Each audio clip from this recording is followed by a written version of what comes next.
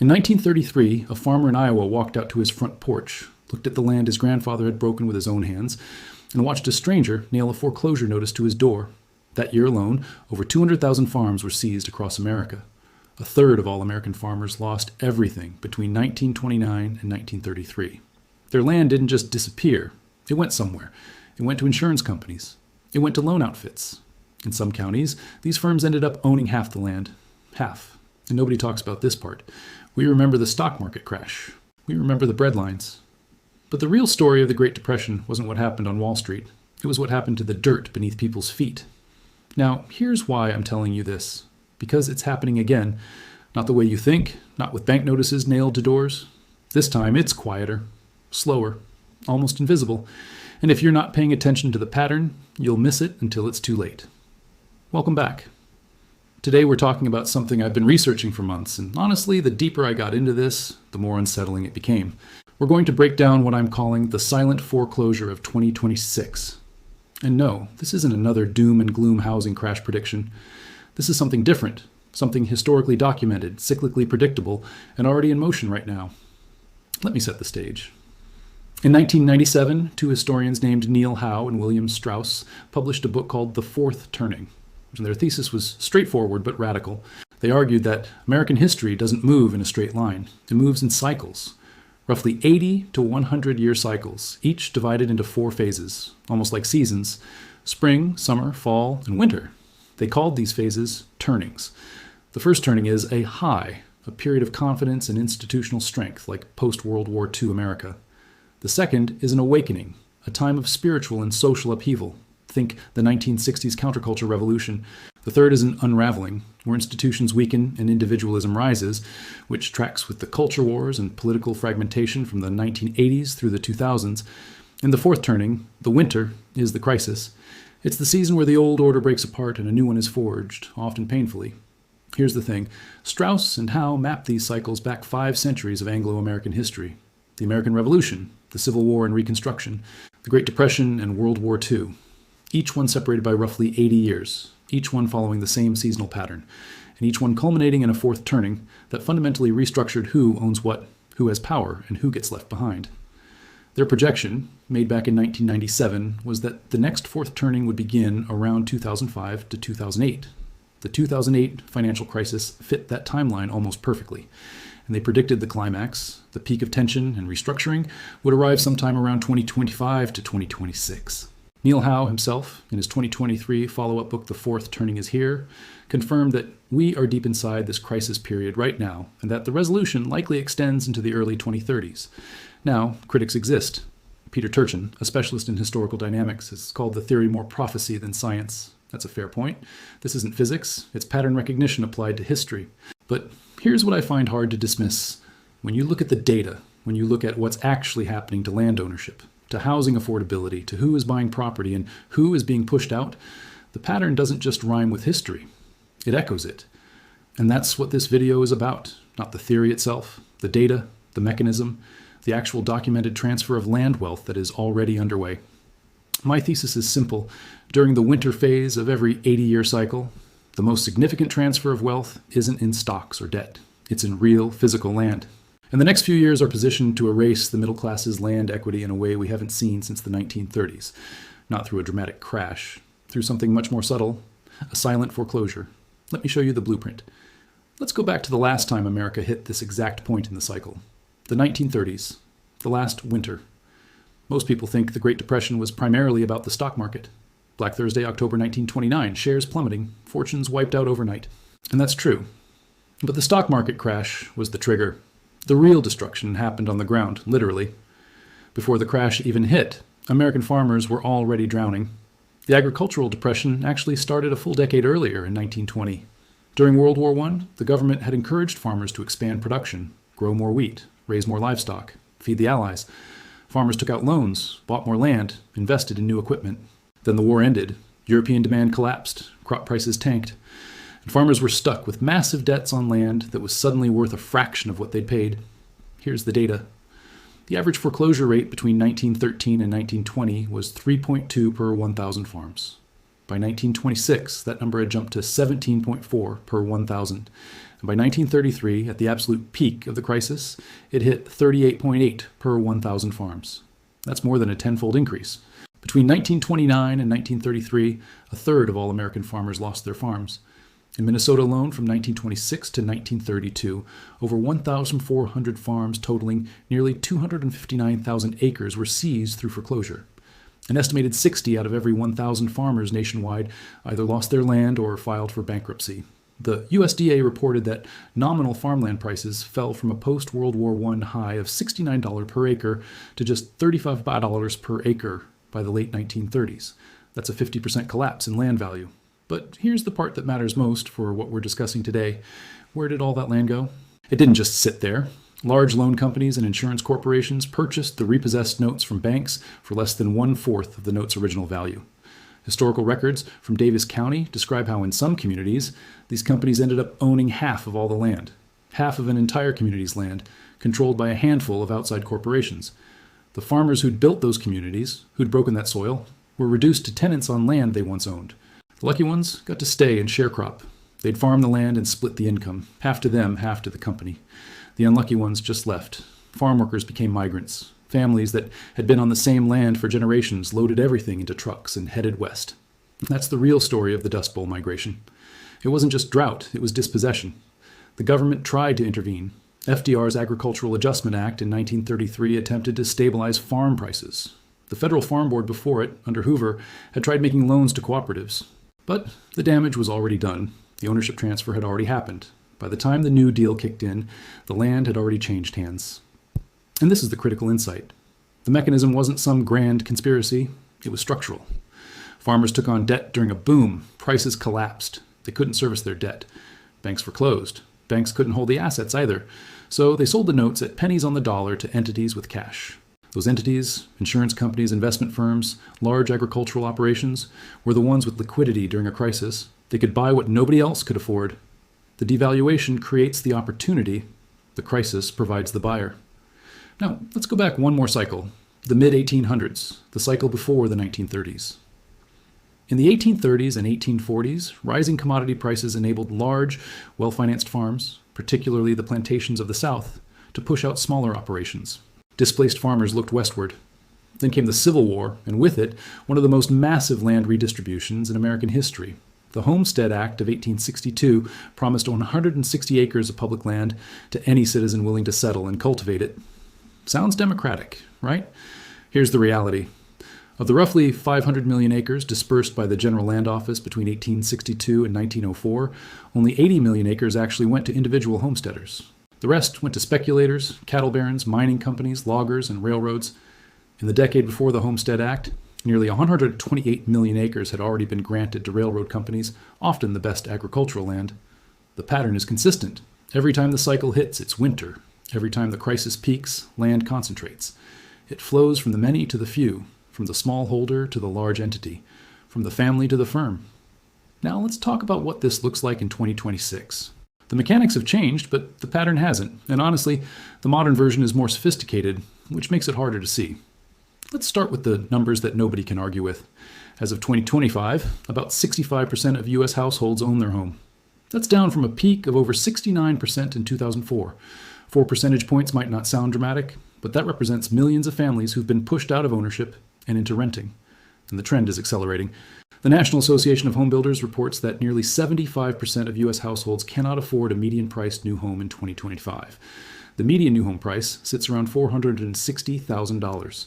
At a mortgage rate of 6.5%, you need a household income of at least $141,000 to qualify. That prices out over 100 million American households. Harvard's Joint Center for Housing Studies released their State of the Nation's Housing Report, and the data is stark. Home prices are up 60% nationwide since 2019. Existing home sales hit their lowest level in 30 years. The median existing single-family home price reached a new record of $412,500 in 2024, which is 5 times the median household income. Historically, the ratio considered affordable is 3-to-1. But here's where it gets really interesting. The Atlanta Fed's Housing Ownership Affordability Monitor shows that owning a median-priced home now consumes 47% of the median household's income. Think about that. Nearly half your income just to keep a roof over your head. That exceeds even the peaks seen before the 2008 financial crisis. Now add the layers that most people don't talk about. Property taxes. Nationally, property tax bills have climbed an average of 27% since 2019. In some states, the increases are staggering. Colorado property taxes are up nearly 53% since 2019. Georgia, over 51%. Florida, 47%. The average annual property tax bill for an American homeowner hit $4,271 in 2024. In New Jersey, it's almost $10,000. And for the first time ever, no state in the country had an average property tax bill under $1,000. Then there's insurance. Homeowner insurance premiums surged over 11% in just the last year. In climate-exposed regions, the issue isn't even cost anymore, it's availability. Insurers are pulling out of entire markets. You can't get a mortgage without insurance, so if you can't get insured, your property becomes functionally unsellable. The U.S. Treasury's Federal Insurance Office found that policy non-renewal rates are 80% higher in the highest risk zip codes. And wages? They're not keeping up, not even close. The income needed to buy a single-family home has doubled since 2019. The median age of a U.S. home buyer has surged to a record 59 years old. The typical first-time buyer is now 40. That was 33 just 5 years ago. An entire generation is being locked out. So what happens when you can't afford the mortgage, the property taxes keep rising, the insurance premiums spike, and your income stays flat? You don't get foreclosed on in the traditional sense. Nobody nails a notice to your door. Instead, your ownership becomes a burden. Your land equity stagnates or erodes while your carrying costs explode. You own the house on paper, but in reality, the economics of ownership are crushing you. That's the silent part of the silent foreclosure. The house, the physical structure, becomes a depreciating liability with rising maintenance costs, aging systems, and growing insurance premiums. And the land beneath it, that's the asset. But you're being slowly squeezed out of your ability to hold it. This is exactly what happened to those farmers in the 1930s. They didn't all lose their land on a single day. Many of them held on for years, watching the value erode, watching the debt compound, until they simply couldn't hold on anymore. And when they finally let go, the buyers were already waiting.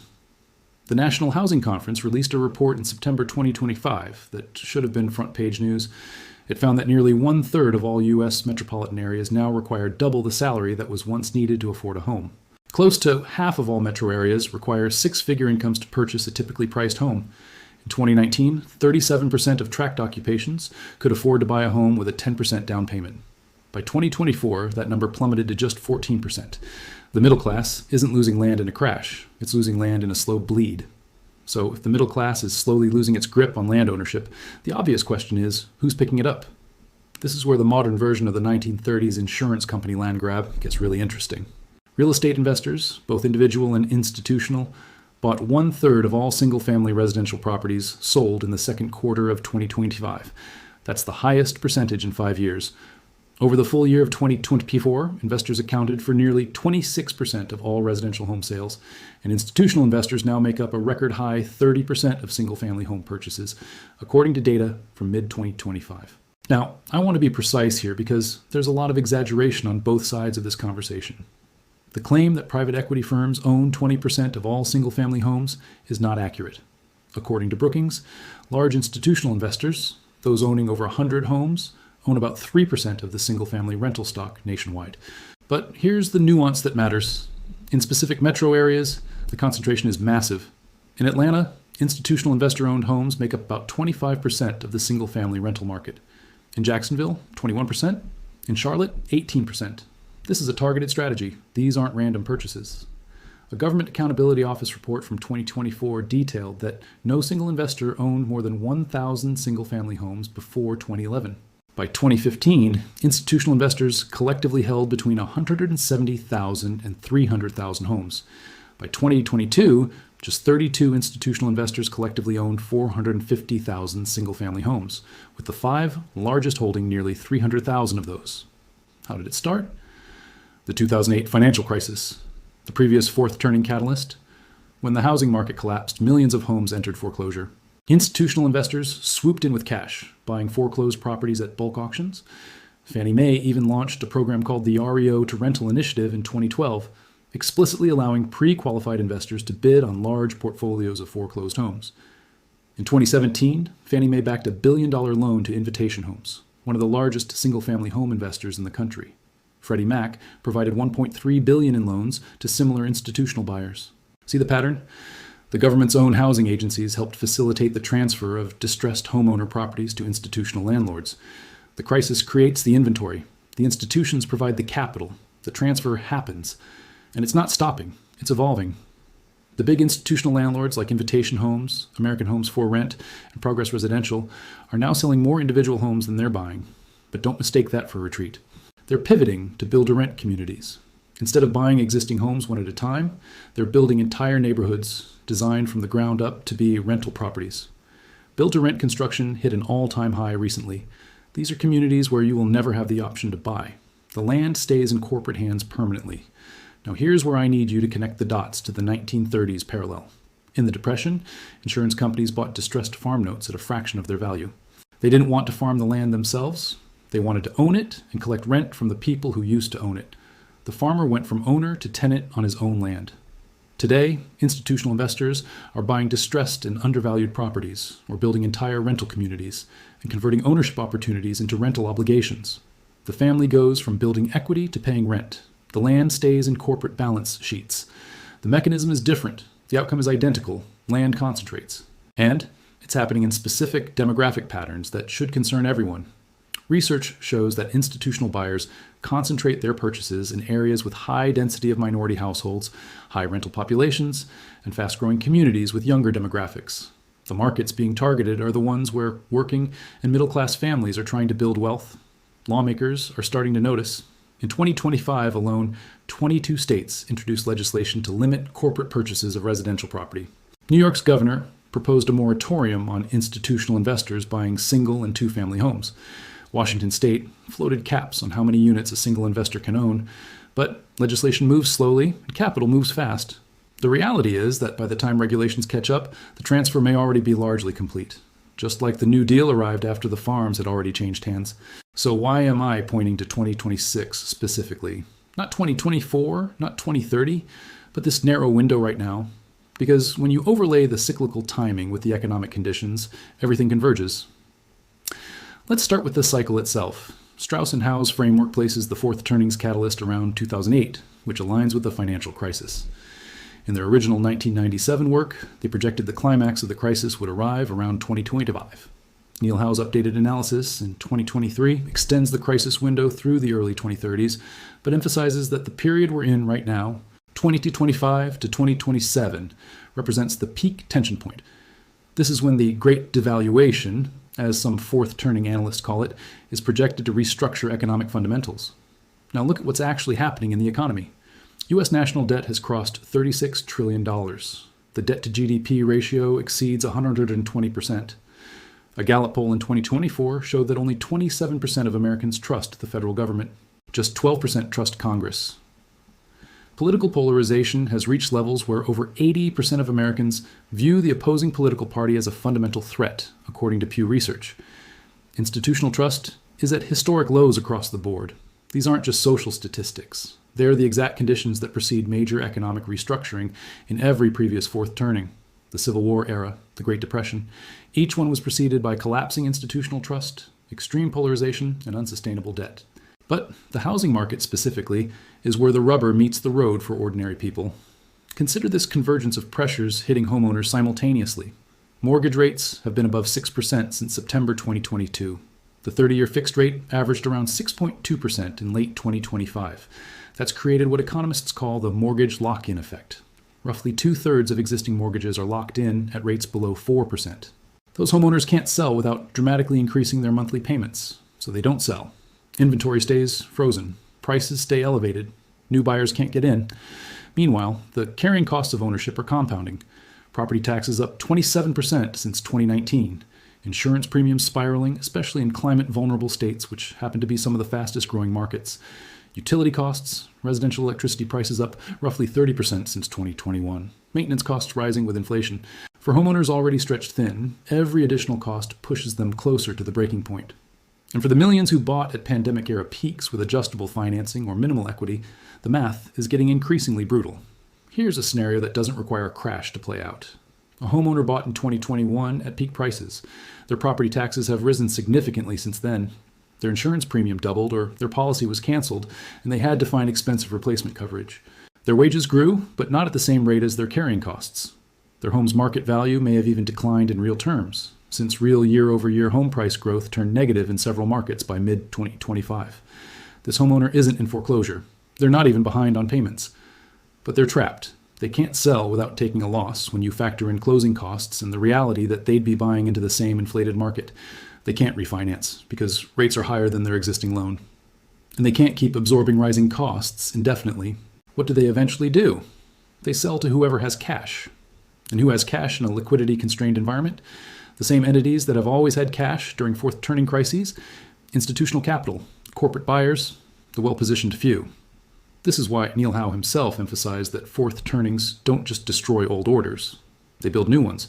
And the new order, historically, always involves a significant restructuring of who owns the fundamental assets. The most fundamental asset isn't stocks. It isn't bonds. It isn't crypto. It's land. It's the ground beneath your feet. It's the only asset class with truly finite supply. And right now, in this exact window, the conditions are perfect for the largest quiet transfer of land wealth since the Depression.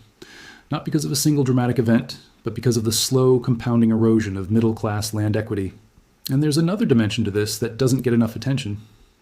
The mortgage lock-in effect isn't just freezing inventory, it's creating a two-tier ownership society.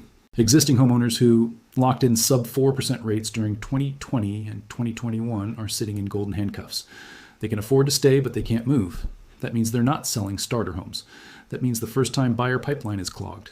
Meanwhile, the people who didn't buy before rates spiked, primarily younger Americans, millennials in their late 30s, Gen Z entering their working years, they're facing a locked gate. Only 6 million of the nation's nearly 46 million renters earn enough to afford mortgage payments on a median-priced home. 6 million out of 46 million. That's barely 13%. And the demographic collision here is unlike anything we've seen in previous cycles. We have the largest generational cohort in American history, the millennials, hitting peak homebuying age at the exact moment when affordability has reached its worst point in decades. This isn't just a market problem. It's a generational disinheritance from land ownership playing out in real time. Look at Boise, Idaho. Home prices increased by over 60% in just 5 years. In Seattle, not a single tract occupation could afford to buy a home in 2024, including dentists earning over $200,000. In Tampa, only 11 out of 284 occupations can afford a home purchase. In Houston, despite massive home building, only 28 out of 286 occupations qualify for home ownership. These aren't cherry-picked examples. These are representative of the national reality. The middle class is being priced out of land ownership at a pace that mirrors, and in some cases exceeds, the dispossession rates of the 1930s. The mechanism is just more sophisticated. The 2008 crisis was the catalyst. The pandemic was the accelerant. And 2026 may be the inflection point where the transfer becomes irreversible for millions of families. I want to make a distinction here that most real estate discussions completely miss. And I think it's the key to understanding what's really at stake. When people talk about housing, they're usually talking about the house, the structure, the building, the walls, the roof, the kitchen, the bathrooms. That's what you see when you drive by. That's what you look at on Zillow. But the structure is a depreciating asset. From the moment it's built, it starts aging. The roof needs replacing every 20 to 25 years. The HVAC system lasts maybe 15. The plumbing, the electrical, the foundation, all of it deteriorates. The IRS lets you depreciate a residential rental property over 27.5 years because they recognize this reality. The building loses value over time. The land doesn't. Land in the right location appreciates, sometimes slowly, sometimes dramatically, but over long time scales, it trends upward. There's a finite amount of it. They're not making more. Population grows, land doesn't. Demand increases, supply doesn't. In most residential real estate transactions, when you hear that home values went up, what actually went up is the land value. The structure on top of it may have actually depreciated. This distinction matters enormously for understanding the silent foreclosure. When institutional investors buy residential properties, they're not buying them because they love the two-car garage or the open floor plan. They're acquiring the land position. The rent they collect covers the carrying costs and generates returns. The structure is just the delivery mechanism for the real asset. And when build-to-rent communities are developed, the corporation retains permanent ownership of the land. Tenants pay for the use of the structure. The land appreciation accrues entirely to the corporate balance sheet. The resident builds zero equity, zero ownership stake in the one asset that actually grows in value. Now think about what's happening to the average homeowner in this environment. Their structure is aging. Maintenance costs are rising. Insurance companies are repricing risk, making older structures more expensive to insure. In climate-affected areas, the structure is actively losing insurability, but the land beneath it, that's still valuable. In some cases, more valuable than ever. The silent foreclosure isn't about people losing their houses. It's about people being separated from their land. You keep the liability, the aging structure with its rising costs. But the asset, the land, slowly transfers to entities with the capital and the patience to wait you out. This is exactly what happened in the 1930s farm crisis. The land was the prize. The farmers' improvements, their barns, their fences, their irrigation, those were liabilities that required maintenance. The companies that acquired the land weren't interested in the improvements. They wanted the dirt, the location, the productive capacity of the earth itself. And this pattern extends across all the fourth turning periods we've examined. During the Civil War era, when the Homestead Act promised land to individual settlers, only 80 million of the 500 million acres distributed actually went to small homesteaders. The rest, speculators, railroads, and corporate interests. The promise was democratic access to land. The reality was concentrated acquisition. The Gilded Age that followed was defined by exactly this land concentration. Railroad companies owned the best agricultural land across the entire West. They'd received nearly 128 million acres in government grants. Small farmers who managed to claim homesteads often ended up selling or losing them within years because they couldn't compete with the scale and capital of the railroad-adjacent operations. Today's version is the same story with different characters. Replace railroad companies with institutional investors. Replace government land grants with post-2008 bulk foreclosure auctions. Replace small homesteaders with middle-class families trying to buy their first home. The setting changes, the technology changes, the actors change, but the script stays the same. During the crisis phase, land concentrates. And here's what makes the current situation potentially more permanent than previous cycles. In the 1930s and after the Civil War, political movements eventually pushed back. The New Deal created protections. The populist movement challenged railroad monopolies. Democratic pressure eventually forced some redistribution. But in our current environment, housing has been fully financialized. Single-family homes are now an institutional asset class. They're bundled into securities. They're traded on markets. They have their own investment vehicles and financial products. Once land is absorbed into the financial system at an institutional level, extracting it back into individual ownership becomes exponentially harder. That's what makes this particular inflection point so critical. The window for middle-class families to maintain their stake in land ownership is narrowing, and unlike previous cycles, the financial infrastructure to permanently lock that land into corporate portfolios now exists in ways it never did before. All right, so if you've stuck with me this far, you're probably feeling one of two things. Either you're alarmed or you're thinking, okay, so what am I supposed to actually do with this information? I want to be really clear about something first. I'm not a financial advisor. This isn't financial advice. I'm a researcher. I look at historical patterns and present data. What you do with that information is your decision. But I can share the analytical framework that this research points to, and you can apply it to your own situation. The first thing is the most important. Analyze your own position honestly. If you own property right now, ask yourself this question. Is your home an asset or a liability? Not emotionally, not sentimentally, economically. What are your total carrying costs? Mortgage, property taxes, insurance, maintenance, utilities. What percentage of your income goes to keeping that property? If it's pushing above 40%, you're in the squeeze zone. That's the territory where one economic disruption, a job loss, a medical expense, a major repair, can push you from managing to struggling.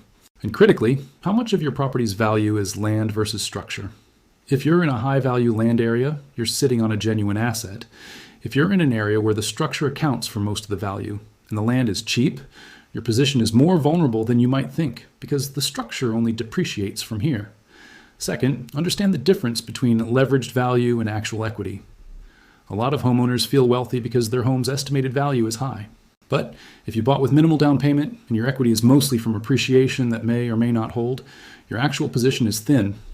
The 1930s farmers felt wealthy too, right up until land prices collapsed and their debt exceeded their equity. I'm not predicting land prices will crash in the same way. The market dynamics are different, but I am saying that confusing leveraged appreciation with genuine financial security is dangerous in a fourth turning environment. Third, consider the role of liquidity. In every historical fourth turning, the people who came through the crisis in the strongest position were the ones who had liquidity, cash, accessible capital. Not because cash is the best investment in normal times, but because during a crisis, liquidity is power. It's the ability to make decisions. The 1930s insurance companies that bought up half the farmland, their advantage was liquidity. The institutional investors who scooped up foreclosed homes after 2008, liquidity. The lesson isn't sell everything and hold cash. The lesson is, don't be so illiquid that you have no options. If every dollar you have is locked into a single property with rising carrying costs, you have no maneuverability. And in a crisis, maneuverability is everything. Fourth, study your local market with new eyes. Not all land markets are equal. Some areas have strong demographic tailwinds, growing populations, limited supply, diverse economies. Others are vulnerable to the specific pressures we've discussed: rising insurance costs in climate zones, property tax spikes, economic dependency on a single industry. The silent foreclosure won't happen uniformly. It'll hit hardest in areas where carrying costs are rising fastest and income growth is slowest. If you're in one of those markets, that's information worth having sooner rather than later. Fifth, this is perhaps the most important long-term point: pay attention to the political response. Every fourth turning eventually resolves. The crisis peaks, and then society builds a new order. After the Depression, we got the New Deal, Social Security, the FDIC, massive infrastructure investment. After the Civil War, we got constitutional amendments, and for a time, Reconstruction-era land redistribution efforts. The political response to the current housing crisis will shape who has access to land ownership for the next generation. Legislation limiting corporate purchases of residential property is being introduced in dozens of states. Some of it will pass, some won't. The outcomes of those political battles will directly affect whether the current concentration trend continues or gets checked. Being informed, being engaged, understanding the historical precedent, that's not just academic, it's practical. There's one more thing worth mentioning: diversification of where your wealth lives. The families who got wiped out in every previous fourth turning had one thing in common: their entire net worth was concentrated in a single illiquid asset, whether it was farmland in the 1930s or a single home in 2008. They had no fallback position. That's not a suggestion to abandon real estate. Land ownership is still one of the most powerful wealth-building tools in existence. But understand the difference between owning land as an asset and being owned by your carrying costs as a debtor. One is a position of strength, the other is a vulnerability. If you're currently renting and trying to buy, this analysis isn't meant to discourage you, it's meant to help you buy smart. Look at carrying costs, not just purchase price. Look at property tax trends in your target area. Check insurance availability. Research whether institutional investors are active in that market and what that means for long-term value dynamics. And if you're an existing homeowner, run the numbers honestly. Know your total monthly cost of ownership, not just the mortgage. Understand what your equity actually looks like after accounting for transaction costs. Have a plan that doesn't depend on perpetual appreciation. The cycle doesn't determine the outcome. It reveals the forces at play. What previous generations did during their fourth turnings determined whether the resolution favored broad-based ownership or concentrated control. The same choice is in front of us right now. Let me bring this all together. We've covered a lot of ground today, no pun intended. We've looked at the 80-year cycle theory and how it maps onto American history. We've examined the devastating farm foreclosures of the 1930s and how land concentrated into the hands of a few corporate entities. We've gone back further to the Civil War era and seen the same pattern play out with railroad companies and speculators acquiring the lion's share of public land. We've looked at the modern mechanism, how rising property taxes, insurance costs, stagnating wages, and elevated mortgage rates are slowly crushing middle-class homeownership from the inside. Not through a dramatic crash, but through the compound erosion of affordability. We've tracked as how institutional investors have grown from owning 0 large-scale single-family portfolios before 2011 to collectively holding 450,000 homes by 2022. We've seen how the same pattern of crisis creates inventory, capital provides the buyer, is playing out right now. And we've examined why this particular window, 2025 to 2027, aligns with the historical peak of fourth turning restructuring. The silent foreclosure isn't a conspiracy theory. It's a pattern documented across centuries of Anglo-American history, now backed by current economic data that anyone can verify. It's the convergence of cyclical forces with structural market dynamics that are pushing land ownership away from individuals and toward institutions. Now, I want to address something directly because I think it matters. Some people hear about cycles and patterns in history and get fatalistic. If it's cyclical, it's inevitable, so why even try? That's the wrong takeaway. Every previous fourth turning involved real people making real choices that shaped the outcome. The farmers who organized the Farmers Holiday Association in the 1930s and staged strikes against foreclosure auctions, they changed policy. The populist movements of the 1890s that challenged railroad monopolies, they won actual legislative victories. The New Deal didn't happen automatically. It happened because people understood what was occurring and demanded a different outcome. The cycle describes the terrain. It doesn't dictate the destination. But here's what the cycle does tell us with uncomfortable clarity. This is not a normal economic moment. The convergence of indicators we've discussed, the debt levels, the institutional trust collapse, the political polarization, the housing affordability crisis, the generational lockout, these aren't random. They're the signature characteristics of a fourth turning approaching its climax.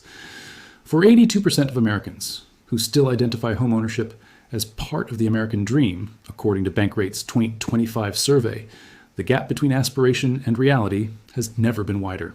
The median first-time homebuyer age pushing to 40. Only 14% of tracked occupations able to afford a home purchase, down from 37% just 5 years ago. These aren't just statistics. They represent a generational shift in who gets to own land and who doesn't. The question isn't whether the transfer is happening. The data confirms it is.